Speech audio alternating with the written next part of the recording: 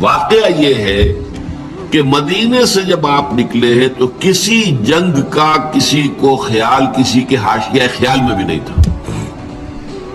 پیش نظر تھا اس قافلے کا راستہ روکنا کہ جو آ رہا تھا شام سے واپس ابو سفیان کی سرکردگی میں، جو جب جا رہا تھا تو حضور نے تعاقب کیا تھا لیکن وہ بچ کر نکل گیا تھا۔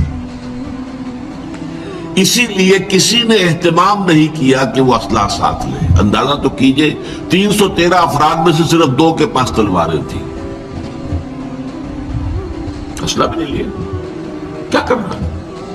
تو قافلے کو جا کر جو ہے روکنا ہے، قافلے کو لوٹنا ہے کہہ لیجیے۔ لہذا کو کثیر تعداد جو بھی گئی ہے وہ اسی خیال سے نکلی، اور اس میں کوئی بری بات نہیں ہے۔ باطل سے گویا کہ جنگ تو پہلے دن سے شروع ہو گئی تھی۔ جیسے ہی حضور نے کہا لا الہ الا اللہ، آپ کے اوپر تشدد شروع ہو گیا، بات ختم ہو گئی۔ تصادم تو ہے، صرف یہ ہے کہ پہلے وہ تصادم ذہنی اور فکری سطح پر تھا صرف، یا وقت یک طرفہ تشدد تھا، اس میں کہ مسلمانوں کو اجازت نہیں تھی جوابی کارروائی کرنے کی۔ اب یہ تصادم دو طرفہ ہے، اینٹ کا جواب پتھر سے دینے کا موقع آ گیا، مرحلہ آ گیا، اور اس انقلاب کی تکمیل کے لیے انگریزی میں ایک لفظ آتا ہے پش، ایک تو PUSH پش، کسی چیز کو دھکا دینا، ایک ہے PUTCH، یہ پش جو ہے یہ ہے کسی بھی مہم میں پھر آخری حلہ بولنا۔ تو یہ پش جو ہے انقلابی جد و جہد کا فائنل پش جو ہے وہ ہے یہ آرم کانفلکٹ، اور اس کا بھی آغاز اس ایکٹیو ریزسٹنس کے نتیجے میں جو حضور نے 1 سال تک جاری رکھا، اس کے نتیجے میں یہ 1000 کی فوج نکلی۔ حضور جب اپنے 313 ساتھیوں کو لے کر تقریباً درمیان میں تھے مدینے اور بدر کے، وہاں حضور کو وحی کے ذریعے سے اللہ نے اطلاع دے دی کہ مکے سے ایک لشکر بھی چل چکا ہے، بڑا طاقتور لشکر، اور ساتھ ہی اے محمد صلی اللہ علیہ وسلم ہمارا وعدہ ہے کہ ایک تو وہ جو اوپر سے قافلہ آ رہا ہے شمال سے، اور ایک جو جنوب سے آ رہا ہے لشکر، ان دو میں سے ایک پر ہم ضرور مسلمانوں کو فتح دے دیں گے۔ یہ وحی جب حضور پر آ گئی اور آپ کو اطلاع مل گئی کہ مکے سے تو قریش کا ایک فوج نکل آئی ہے، مسلح، کیل کانٹے سے لیس، پوری تیاریوں کے ساتھ، اب آپ نے ایک مجلس مشاورت منعقد کی اور آپ نے مسلمانوں کے سامنے یہ مسئلہ رکھ دیا کہ دیکھو ہم نکلے تھے اس کام کے لیے، لیکن اب صورت اللہ تعالیٰ کی طرف سے یہ پیش آ گئی ہے، وہ قافلہ بھی آ رہا ہے اور ادھر سے لشکر بھی آ رہا ہے، اور اللہ کا وعدہ ہے ان میں سے ایک پر لازماً اللہ ہمیں فتح عطا کر دے گا۔ تو بتاؤ کہ ہم کدھر چلیں، لشکر کی طرف چلیں یا قافلے کا پیچھا کریں؟ اس کو آپ جدید اصطلاح میں یہ کہہ سکتے ہیں کہ یہ اپنے ساتھیوں کے مورال کو ریڈ کرنے کی حضور کی طرف سے ایک کوشش تھی، پتہ چلے ساتھیوں کا مورال کیا ہے، کیا عالم ہے، ان کا حوصلہ کیا ہے، ان کے جذبات کیا ہیں، ان کی امنگیں کیا ہیں۔ آیا وہ ڈر جاتے ہیں یہ سن کر کے لشکر آ رہا ہے، قریش کا لشکر؟ قریش کا تو یوں سمجھیے کہ اس کا لفظ ایک دہشت پیدا کرنے والا تھا عرب کے اندر۔ قریش، ان کا لشکر اور تیاری کے ساتھ پوری طریقے سے کیل کانٹے سے لیس، یا یہ ہے کہ ان کے اندر اس کیفیت سے اور استقامت پیدا ہوتی ہے کہ ٹھیک ہے اب وقت آیا، اب وقت شہادت آیا ہے، اب وقت آیا ہے کہ ہم اپنا جو مقصود و مطلوب ہے، شہادت ہے مطلوب و مقصود مومن، نہ مال غنیمت نہ کشور کشا۔ تو حضور نے جب یہ مشورے کے لیے بات رکھی، یہ بات بڑی اہم ہے، بڑی پیارا واقعہ ہے یہ سیرت کا۔ مہاجرین میں سے کئی افراد نے کھڑے ہو کر تقریر کی، بڑی جوشیلی، حضور جو حکم آپ کا ہو آپ بسم اللہ کریں، ہم تیار ہیں، ہر شے کے لیے تیار ہیں، فیصلہ آپ کو کرنا۔ حضرت ابو بکر نے تقریر کی رضی اللہ تعالی عنہ، لیکن حضور نے کوئی خاص اہمیت نہیں دی۔ حضرت عمر نے تقریر کی، اب بھی حضور نے کوئی خاص اہمیت نہیں دی. فرمایا بھائی دو مشورہ دو, آپ لوگ مشورہ دیجیے. پھر حضرت مقداد ابن الاسود نے جو تقریر کی ہے وہ بڑی پیاری ہے کہ حضور ہم موسیٰ کے ساتھی نہیں ہیں کہ جنہوں نے جنگ کے وقت کہہ دیا تھا کہ فَاذْهَبْ أَنْتَ وَرَبُّكَ فَقَاتِلَا إِنَّا هَاهُنَا قَاعِدُونَ, جاؤ موسیٰ تم اور تمہارا رب جا کر جنگ کرو, ہم تو یہیں بیٹھے, ہم جنگ نہیں کریں گے. ہم موسیٰ کے ساتھی نہیں ہیں, ہم محمد کے صحابی ہیں صلی اللہ علیہ وسلم. خدا کی قسم آپ بسم اللہ کریں, جو بھی قدم آپ اٹھائیں گے انشاءاللہ اللہ تعالی ہمارے ذریعے سے آپ کو آنکھوں کی ٹھنڈک عطا کرے گا. حضور ان کی بات کو بھی کوئی خاص اہمیت نہیں دے رہے. پھر فرما رہے اشیرونی, مجھے مشورہ دو بھائی. اب یہ بات جو ہے انصار کی سمجھ میں آ گئی کہ حضور کا روح سخن ہماری جانب ہے, کیونکہ انصار سے جو معاہدہ ہوا تھا بیعت عقبہ ثانیہ میں وہ یہ تھا کہ اگر مدینے پر حملہ ہوگا تو ہم آپ کی حفاظت کریں گے اپنے اہل و عیال کی طرح. ابھی مدینے پر حملہ نہیں ہوا تھا بلکہ حضور آگے بڑھ کر نکل آئے ہیں مدینے سے اور جنگ مدینے سے باہر ہو رہی ہے. تو گویا کہ اسٹرکٹ سینس میں انصار پابند نہیں تھے اپنے اس معاہدے کی روح سے کہ حضور کا ساتھ دیں. اور ظاہر بات ہے کہ اب جو سچویشن پیش آ گئی تھی صرف مہاجرین کی نفری کافی نہیں تھی. 80-85 مہاجر تھے, باقی سب کے سب کو انصار تھے, ان میں 313. وہ کفایت نہیں کرتے تھی اس سچویشن جو اس وقت پیش آ گئی.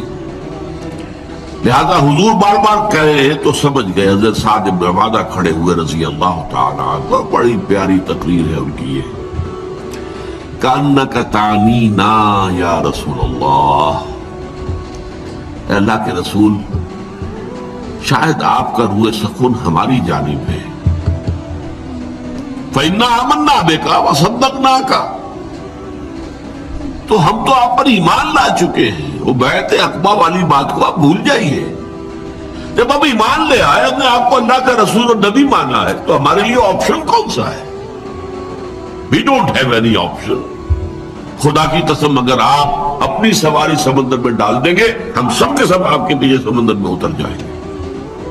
اور خدا کی قسم اگر آپ ہمیں حکم دیں گے تو برق الغماد تک پہنچ جائیں گے, یمن کا ایک شہر, اور اپنی جو سواریاں ہیں یہ اونٹ اور اونٹنیاں انہیں اس طویل سفر کی وجہ سے لاغر کر دیں گے, لیکن آپ جہاں حکم دیں گے آپ بسم اللہ کیجیے. اس پر آتا ہے کہ حضور کا چہرہ کھل اٹھا, خوشی کے اور بشاشت کے آثار کہ یہ جو جماعت میں نے تیار کی ہے اتنی محنت سے, دعوت اور تربیت اور تنظیم کے مراحل جو میں گزار کے لایا ہوں, یہ جماعت اب تیار ہے فی الواقع اس آخری مرحلے میں داخل ہونے کے لیے. اب ہم پوری طریقے سے فٹ ہیں. اس پر آپ کے چہرے پر بشاشت رہی. اس کے بعد آپ نے کہا تو چلو پھر بدر کی طرف. اب یہ میں آپ سے عرض کر چکا ہوں کہ وہ قافلہ تو بدر کی وادی میں داخل ہی نہیں ہوا. ابو سفیان اس کو لے کر پہاڑی سلسلے کے ادھر مغرب کی طرف سے ہوتے ہوئے ساحل سمندر کے ساتھ ساتھ لمبا سفر کر کے بچ کے نکل گئے. اور یہ جب جو لشکر آ گیا قریش کا, اور جب پڑاؤ ہے, صرف میں اس کے بھی 2 واقعات آپ کو سنا دوں کہ جب پڑاؤ پڑا ہوا ہے تو وہاں اطلاع پہنچ گئی کہ قافلہ تو بچ کر نکل گیا. ابو سفیان کا پیغام آ گیا کہ میں قافلے کو بحفاظت لے کر مکے پہنچ گیا. اب یہاں سوال پیدا ہوا پھر وہی ہاکس اینڈ ڈوز کا معاملہ. ڈوز نے یہ سوچا کہ اب خوریزی کاہے کے لیے, ہم تو نکلے تھے اپنے قافلے کی حفاظت کے لیے, قافلہ تو پہنچ گیا. لیکن جو ہاکس تھے ان کو تو سمجھ میں یہ آیا کہ یہ تو ہمیں موقع مل گیا, گاڈ گیون اپارچونٹی. یہ ڈوز ہماری بات چلنے نہیں دے رہے تھے. اب جو ہے اب ہم یہاں تک پہنچ گئے ہیں, مدینہ یہاں سے صرف 80 میل دور ہے, ہم کہاں سے کہاں تک ہو کر یہاں پہنچ گئے ہیں, تو اب تو موقع ہے, اب یہاں سے واپس جانے کا کیا سوال. حضرت حکیم بن حزام رضی اللہ تعالی عنہ اس وقت تک ابھی ایمان نہیں لائے تھے، وہ گئے عتبہ کے پاس. کیا عتبہ؟ دیکھیے ہمارا جو وہ قافلہ تھا وہ تو بچ کے جا چکا ہے، اب یہ خامخواہ کی خوریزی اور جنگ کاہے کے لیے؟ آپ کی حیثیت یہ ہے قریش کے ہاں کہ اگر آپ اس کو روکنا چاہیں تو جنگ اب بھی رک سکتی ہے. اس نے بھی کہا ٹھیک ہے، بات تو تمہاری صحیح ہے، اچھا چلو چلتے ہیں ابو جہل کے پاس. وہ he was the chief of the ہاکس. وہاں جا کر بات کی اور وہ شخص جو تھا پھر اس نے پینترا بدلا، تانا دیا عتبہ کو. عتبہ کے بیٹے تھے حضرت حذیفہ رضی اللہ تعالی عنہ، جو ایمان لا چکے تھے حضور کے ساتھ تھے. ہاں معلوم ہوتا ہے عتبہ بیٹے کو سامنے دیکھ کر تم پر بزدلی طاری ہو گئی ہے. اب یہ عرب کے لیے بہت بڑا تانا تھا. دوسری طرف اس نے یہ کیا کہ وہ جو ایک مارا گیا تھا وادی نخلہ میں ایک مشرک، اس کے بھائی کو بلایا کہ دیکھو یہ تمہارے بھائی کے قاتل جو ہیں وہ سامنے پڑے ہوئے ہیں، لیکن یہ لوگ چاہتے ہیں کہ جنگ نہ ہو. اس نے فوراً کپڑے پھاڑے، وہاں کا جو ان کا ایک قبائلی رواج تھا، چیخنا چلانا شروع کیا اپنے اس مقتول بھائی کا نام لے کر کے، اس کا انتقام، اس کا قصاص لے کر جائیں گے، بس نہیں جائیں گے واپس یہاں سے. عتبہ نے بھی اس تانے کا جواب دیا کہ یہ صبح معلوم ہوگا کہ کون کاورڈ ہے، کون بزدل ہے. ظاہر بات ہے کہ عتبہ کو یہ بات کھا گئی. وہ چونکہ نسبتاً شریف النفس لوگوں میں سے تھا، یعنی عمر کے اعتبار سے بھی بزرگ، ویسے بھی دبائیں ہیں ہر ایک کی. جیسے کہ وہ شعر ہے کہ نہ ہر زند نست و نہ ہر مرد مرد خدا پنجنگوش یکساں نہ کر. نہ اہل ایمان میں سے سب ایک درجے کے تھے، برابر کے تھے، نہ کفار میں سب ایک درجے کے تھے. کافروں میں انتہائی سخت معاند بھی تھے، اور کافروں میں وہ شخص بھی تھا جنہوں نے حضور کو پناہ دی تھی جبکہ آپ تائف سے آئے ہیں مایوس لوٹ کر. وہ بھی کافر ہی تھا، مشرک تھا. اور ظاہر بات ہے کہ ابو طالب بھی تو کفر ہی کی حالت میں دنیا سے گئے ہیں، لیکن حضور کی مدد کرتے رہے، آپ کو سہارا دیتے رہے. تو ہر طرح کے لوگ ہوتے ہیں. تو عتبہ در حقیقت ان میں سے شریف النفس لوگوں میں سے تھا، لیکن شریف آدمی کو پھر یہ تانا بھی کھا جاتا ہے بری طرح. تو اس نے کہا اچھا یہ تو کل صبح پھر فیصلہ ہوگا کہ بزدل کون ہے. نتیجہ یہ ہوا ہے کہ پھر اگلے دن سب سے پہلے عتبہ میدان میں آیا. یہ اس تانے کا نتیجہ. اپنے بھائی شیبہ بن ربیعہ کو بھی ساتھ لیا، اپنے بیٹے ولید بن عتبہ، حضرت حذیفہ کا چھوٹا بھائی. اب بڑا بھائی حضور کے ساتھ ہے، چھوٹا بھائی یہاں مقابلے میں آیا. یہ نکلے جیسا کہ پرانے زمانے میں رواج تھا، مبارزت، چیلنج کیا، آئے کوئی ہمارے مقابلے میں. ادھر سے 3 انصاری صحابی نکلے. انہوں نے پوچھا کون ہے آپ لوگ، ڈسکلوز یور آئیڈینٹی. انہوں نے بتایا ہم انصار میں سے ہیں. کہ نہیں تم سے ہم جنگ کرنے آئے ہی نہیں ہیں، ہماری شان سے فروتر ہے کہ ہم یہ کاشتکاروں سے جنگ کریں. تانا دیا کہ مدینے کے لوگ تو کاشتکار لوگ ہیں، ہمارے بدے مقابل بھیجو محمد صلی اللہ علیہ وسلم جو ہمارے قابلے کے ہو. حضور نے ان تینوں کو اشارہ کیا واپس آ جاؤ. اب حضرت حذیفہ نکلنے لگے باپ کے مقابلے کے لیے. حضور نے روک دیا. حضور کی شفقت و رحمت نے اسے گوارا نہ کیا کہ باپ بیٹے کے مقابلے میں آئے اور بیٹا باپ کے مقابلے میں آئے. لیکن پھر بہرحال 3 نکلے، حضرت حمزہ عتبہ کے مد مقابل میں، حضرت علی اور حضرت حارثہ بن عبد المطلب. بن مطلب، عبد المطلب نہیں. یہ 3 قریشی نکلے. ہاں انہوں نے جب بتایا کہ ہاں ٹھیک ہے اب ہمارے مقابلہ جو ہے برابر کی چوٹ کا ہے. بہرحال نتیجہ کیا نکلا کہ تینوں کو واصل جہنم کیا. اگرچہ حضرت حارثہ جو تھے وہ بھی زخمی ہو گئے، تلوار کا وار ان کی ٹانگ پر پڑا، ٹانگ کٹ گئی تو گر گئے، لیکن پھر جس سے مقابلہ ہو رہا تھا حضرت علی نے اس کو بھی واصل جہنم کیا۔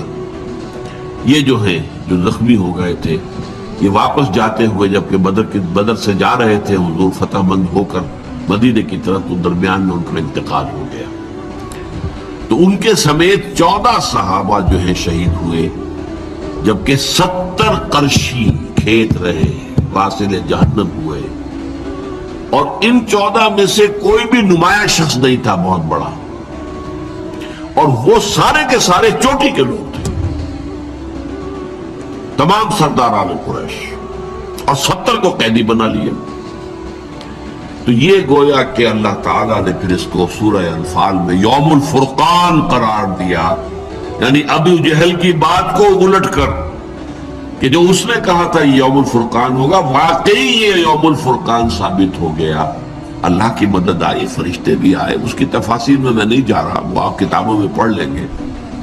میں صرف اس کو واضح کرنا چاہتا تھا کہ غزوہ بدر کے بارے میں یہ خیال کہ یہ صرف ڈیفنس کے لیے تھا، یہ بات جو ہے ذہنوں سے نکال دیجئے۔